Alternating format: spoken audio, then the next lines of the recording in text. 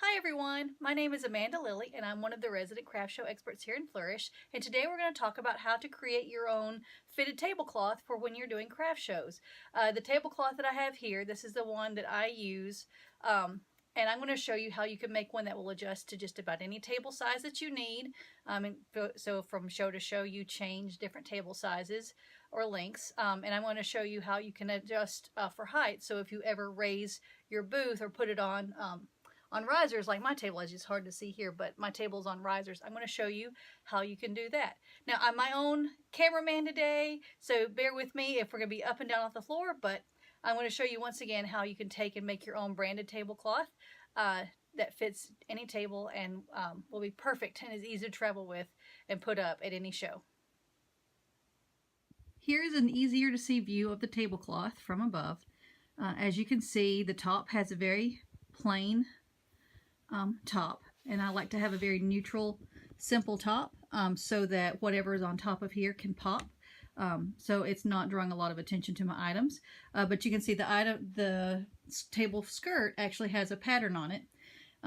This can depend on whatever your branding is. You don't have to have a bright, bold pattern, but I've decided to keep the tabletop part. All I have here is a piece of scrap muslin, actually, and usually I have it a little bit ironed a little more too before I go to a show, so it's nice and neat. What I'll do is I'll take the piece of muslin, throw it down on top of the table, and then I'll start adding the pieces for the skirt. But here's let's walk around. You can see the skirt. As you can see, it's a piece of fabric, and all I've done is I have taken table skirt clips that you can purchase from any catering company or group that makes like tablecloths for catering or special events. They make them in different widths so that you can purchase them to fit any kind of different table width. I have these fairly wide plastic tables. These are about 1.5 inches or so. So I made sure I ordered clips that just simply, if I've got my cover on, I slide it into place. It's Velcro. And I've added Velcro, and I'll show you how I did this later. But I've taken Velcro and put it there. So I can put these clips wherever I need around the table. Just like this. It holds the top piece in place. And I'll pull the table skirt tight and Velcro it right into place. I do that all the way around the table. Yes, you're going to see these plastic clips at the top, so I made sure I got clear. They may come in other colors like white, so forth too, but I tried to get the ones that did not stand out. Coming around to the other side of my table here. And getting over here to the end, so you can see what I've done. The tablecloth itself is actually just one long skirt that is not joined at either end. It's just Velcroed from one end to the other. It's one long sheet or one long strip of fabric. But what I've done here is so here's what I can do. What's great about this, if I use the whole thing, I can drape it around 2 tables, and it can actually cover probably the sides and front of 2 tables put together because I have made it so long.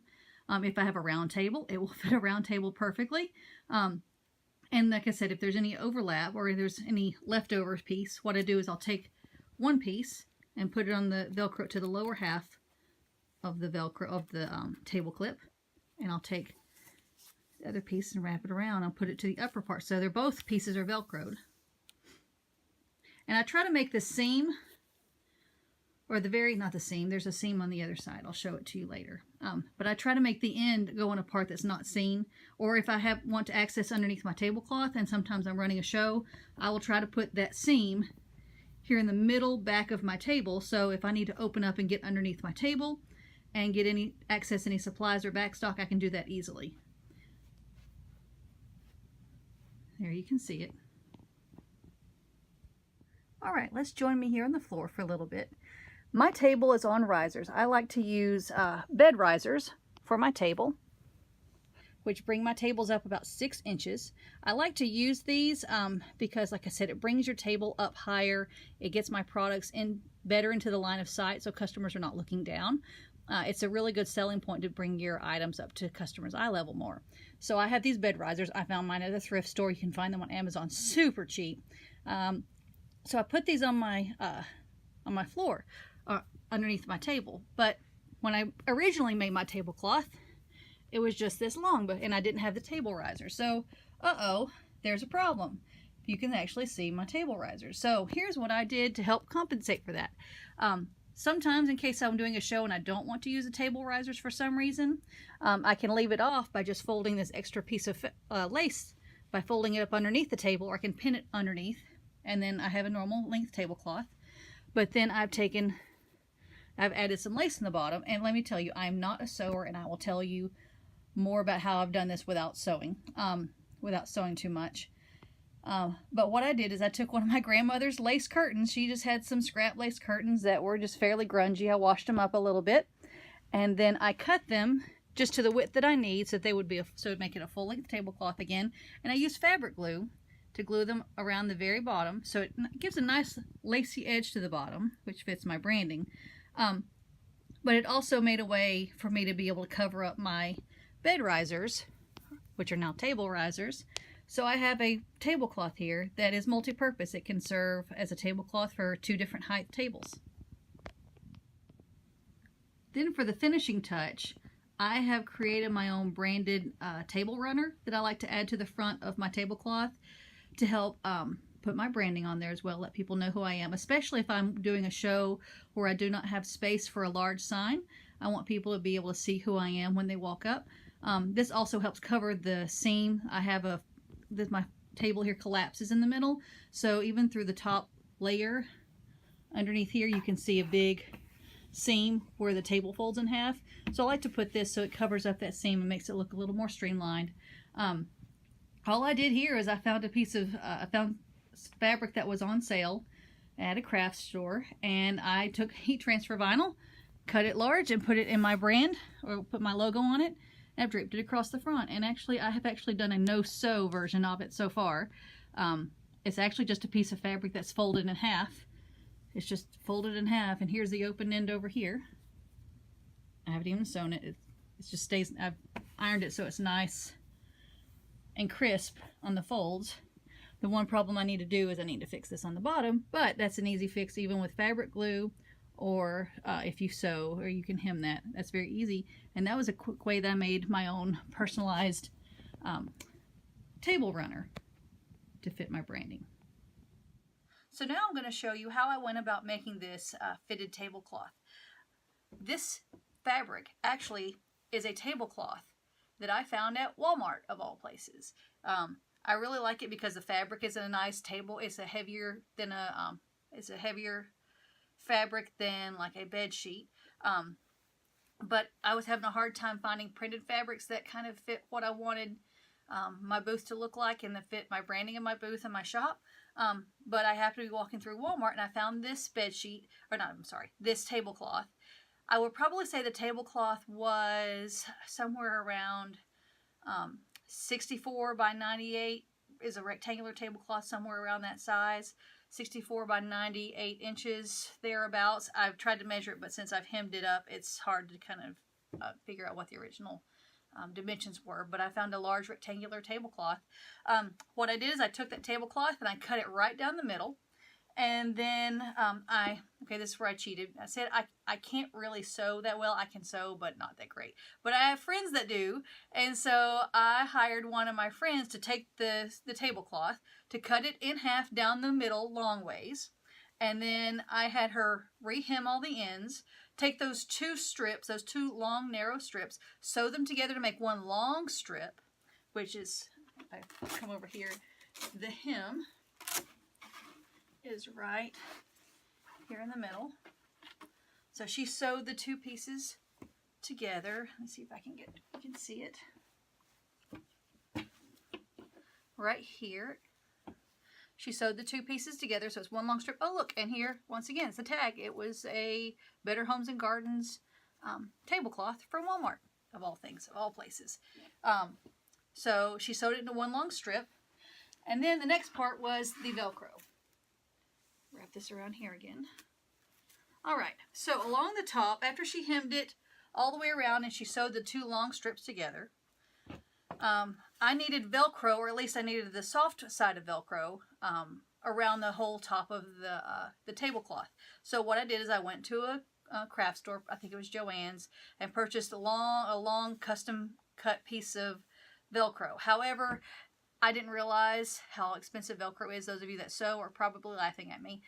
It is very expensive. But I did it anyways because I wasn't thinking and didn't realize that, well, these table clips already have Velcro on them. But what I wanted to do is I needed to just have the soft side. Well, what I could have done, it would have been a little bit less, a whole lot less expensive, rather than buying a long strip of it and having it sewn, having my friend sew it all the way around the top perimeter of the skirt. It would have been a whole lot better had I just gotten some of those pieces of Velcro that just come in squares that are about the same size as this.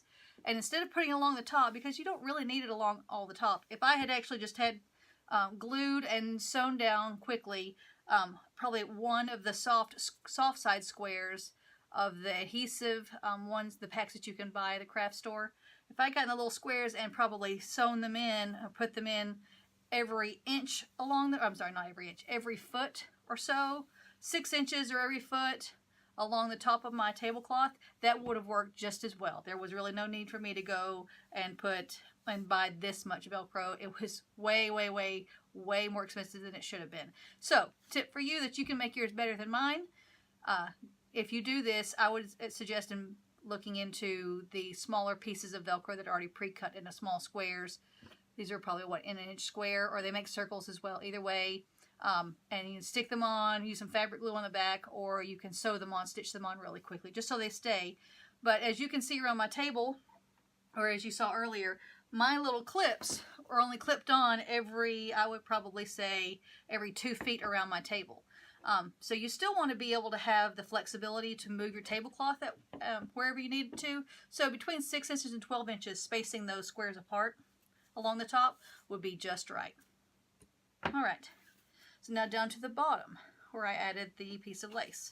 So my friend had originally just made a simple bottom hem to the tablecloth, and then like I said, I cheated with a little bit of fabric glue. I love liquid stitch. It is the non-sewer's best friend, and that is me. I am a non-sewer. So I took these curtains that my grandmother had, and they were torn in lots of places, but the very edge of them I thought were very nice. It's an ivory color. It matched my tablecloth, and I cut the strip as wide as I needed it to be to cover up the table riser that I have on the bottom, and I just took fabric glue and glued it all the way along the top. Now, after I've taken my tablecloth a few places and done a lot of craft shows with it, every now and then there might be places where the fabric glue are going to come up, but before I do a show, about a week before, I always pull up my tablecloth, see if it needs ironing or anything, and if I see any spots where the lace has been coming off, I do a quick squirt of liquid stitch on it and push it back down and let it dry. It dries really quick, but I just make sure it'll stay on. So that's a really great way. So yeah, whenever I'm through, whenever I don't need it, I'm just using a table that's not on risers, I take my piece of lace and I fold it up. You can pin it. You could do all kinds of things just to keep it up, tack it in place, and then I have just a regular tablecloth, regular length tablecloth. And that is it. Thank you guys so much for joining me.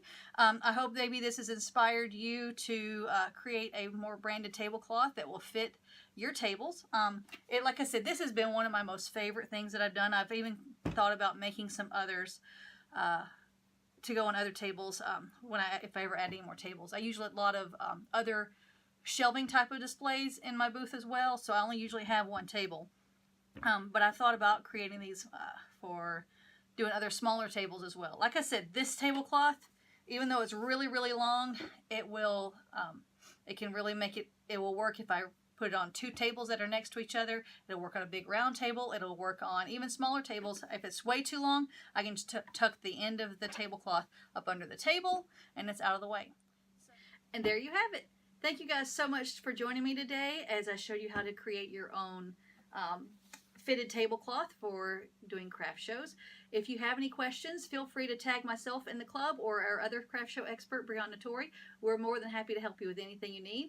If you would like some more in-depth coaching or mentoring, we also offer coaching and mentoring packages on our Etsy shop, which is themarketgals.etsy.com. We also have some digital downloads to help you prepare for craft shows. And we also do booth critiques. So if you ever have any needs and you like to go in depth and really up your craft show game, please check us out at the Market Gals. Thank you again for joining me, and happy crafting.